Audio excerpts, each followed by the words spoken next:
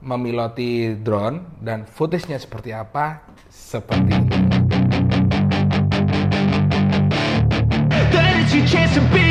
Hey kid, don't ever let them get inside your head. They'll tell you what to do in life instead of everything you know that you could get. Don't let them guide your life towards regret.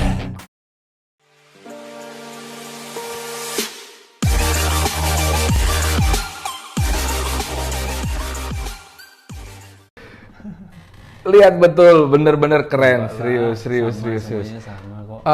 Ini Mas Fatur, untuk mungkin drone pemula.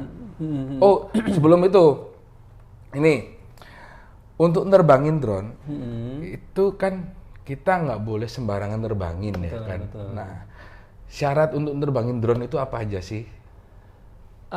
Yang pasti tahu ketinggian pertama, karena kita berhubungan sama udara ya, jadi banyak wilayah KKOP. Oke. Yang penting kita tahu ketinggian. Dan ini yang paling sering basic yang saya pakai.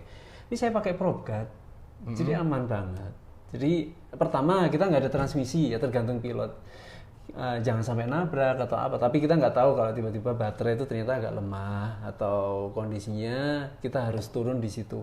Seenggaknya ini ada PropGuard, jadi aman. Kita kebentur, ternyata kena angin yang kenceng kebentur ya masih oke. Ini nggak sakit juga. Nah, saya rasa sih karena ada PropGuard ini saya merasa nyaman. Saya merasa aman juga. Kadang ya itu tadi, pertama kita terbang di atas ketinggian orang ya, kadang-kadang ya, yang pasti kapan kita tahu safe-nya untuk kita. Oke. Kadang-kadang ya kita perlu hati-hati, kerumunan seperti itu, tiba-tiba kadang hal yang tak mungkin terjadi. Kalau kita pakai PropGuard masih kita kasih keamanan dikit lah. Oke. Gitu. Kalau ini Mas Fatur kan biasanya kayak yang kemarin itu kan, dan yang saya alami itu kan harus ada sertifikasi itu kan. Ya, Nah itu kan tetap penting juga kan, karena kita harus tahu KKOP tadi. Terus betul. Kita nggak boleh itu guys, kita nggak boleh terbang asal terbang. Terutama kita tiba-tiba terbang di atas wilayah kayak kemiliteran, itu nggak boleh. Di atas wilayah instansi juga nggak boleh, Mas Fatur ya, bener ya kan? Betul. Nah ini buat para droner pemula biar tahu gitu loh aturan kayak gitu kan mungkin ya. Betul. Apalagi Mas Fatur kira-kira? Yang pasti kita harus tahu dasar ya, semua safety hal, first ya. Safety first. Apapun drone yang kita pakai, ya alhamdulillah yang penting kita pernah sertifikasi, mengalami pembelajaran basic banget yang pasti. Yang penting kita tahu basicnya. Oke. Dan akhirnya kita juga harus, jam terbang juga mempengaruhi. Kalau kita tahu basic tapi kalau jam terbang enggak, juga kita rawan human error juga ya. Oh gitu ya, benar.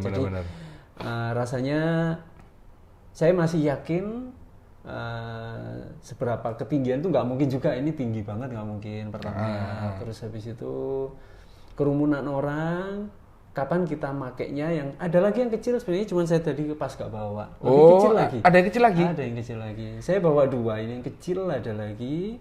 Baru kalau memang kita luas di alam, karena yang kita kejar ya momen ini ya, pemandangan atau landscape, dan yang paling penting jauh dari area bandara dan ketinggian itu juga yang paling penting itu. Kita boleh bebas mungkin tanpa PropGuard atau kita mau freestyle. Oke. Oh, freestyle. Karena memang kita lawannya angin. Jadi kalau pakai PropGuard, meskipun apapun mereknya mungkin merek yang ini yang terbaru juga, kalau ada PropGuard memang kita nggak terlalu bisa bebas manuver yang lebih, karena gitu. masih ada pelindung. Jadi safety lah, istilah safety kan. Oke. Untuk satu unit ini sendiri tanpa kamera ini kosongan lah, istilahnya kosongan. Jadi kamera apa ini, FPV itu sama udah propeller, brushless sama TX-nya kan? Betul. TX apa RX yang di sini? RX yang di sini. Oh RX ya, RX ini TX. Berapa Mas Fatur? Berapa ya? Waduh, kalau ditanya harga itu Harga berapapun nggak masalah, yang penting murah.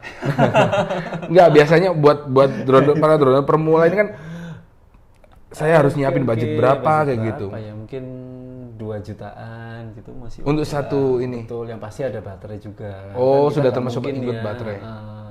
Yang pasti kira-kira 2 jutaan gitu masih oke. Nah, itu guys.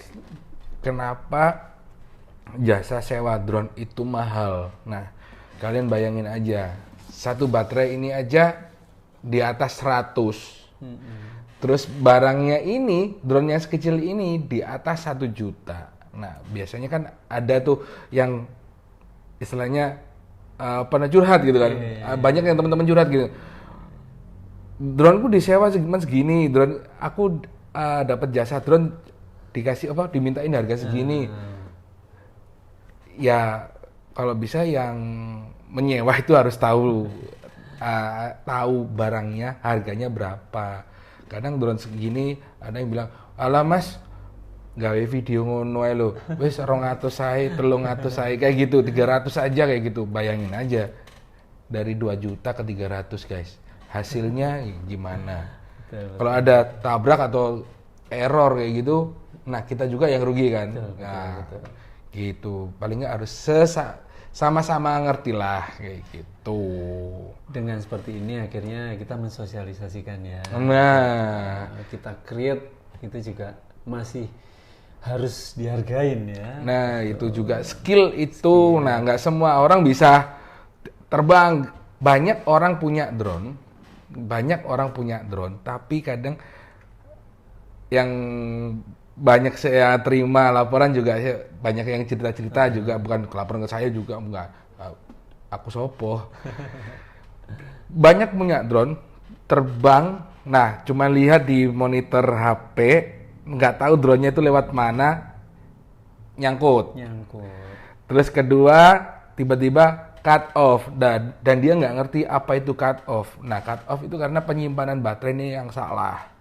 Jadi tiba-tiba baterai penuh, waktu di atas tiba-tiba dia mati, das. Nah, kebanyakan karena baterainya itu kembung, nggak dicas terlalu lama, terus habis pemakaian langsung dimasukin, itu nggak boleh. Jadi dalam keadaan panas itu Mas Fatur ya, dalam keadaan panas itu nggak boleh. Terus sisakan persentase baterai itu paling nggak 40-50%.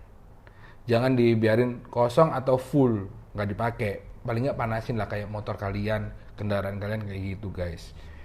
Itu, terus apalagi kira-kira Mas Fatur ya, buat masukan ini buat teman-teman yang mau bermain di dunia drone kayak gitu. Wah, ini kita harus mungkin nih.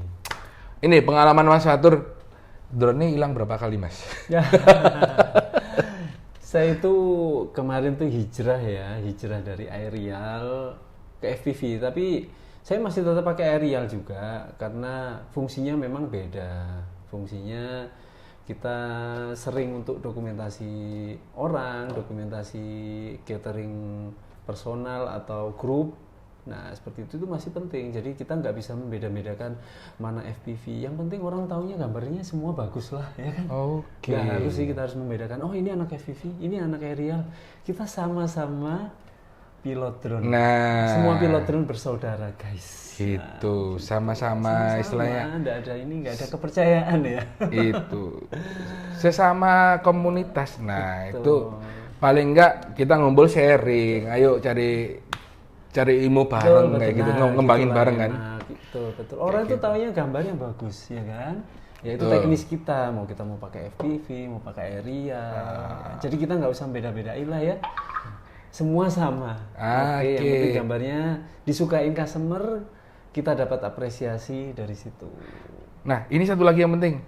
Buat kalian drone pemula, sesuaikan dengan budget kalian. Nah, sesuaikan dengan budget kalian, seperti yang dulu pernah saya review tentang mic ini, kan ada mic yang harga 150-an, harga 200-an kayak gitu kan. Sesuaiin dulu budget kalian. Nah, setelah kalian profesional, nah kalian bebas.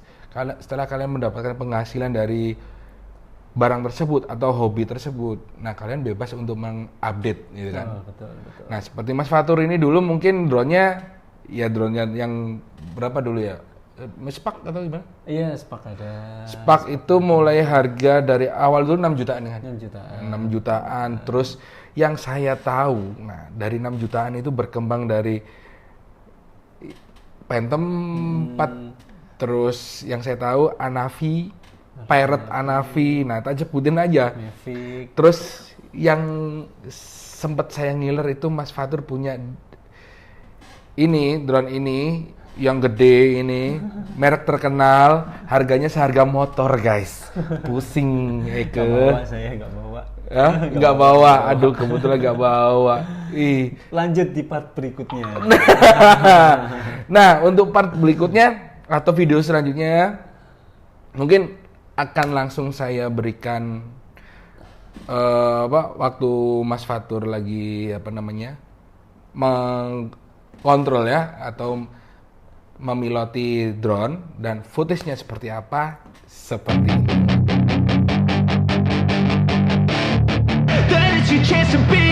Hey kid, don't ever let them get inside your head. They'll tell you what to do in life instead of everything you know that you could get. Don't let them guide your life towards regret. I'll fight for what I love with every breath. My past is filled with things I won't forget. I use them all to push me to my best. So treat the worst of times just like a test. If only I could go back in time, I'd tell myself that everything will end up alright. Just push yourself, test yourself. Nah, itu tadi footage yang beliau sajikan ya kan, dengan estetik seperti itu.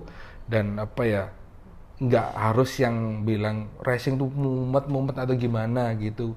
Kalau saya sendiri pakai awal dulu sih pusing kalau orang nggak tahu, tapi lihat hasilnya yang kamera atas ini, nah ya seperti tadi guys. Nah, mungkin cukup dulu Mas Fatur? Cukup. Oke, sekian dulu review drone dari Jaka Jaksur dan Mas Fatur dari EV.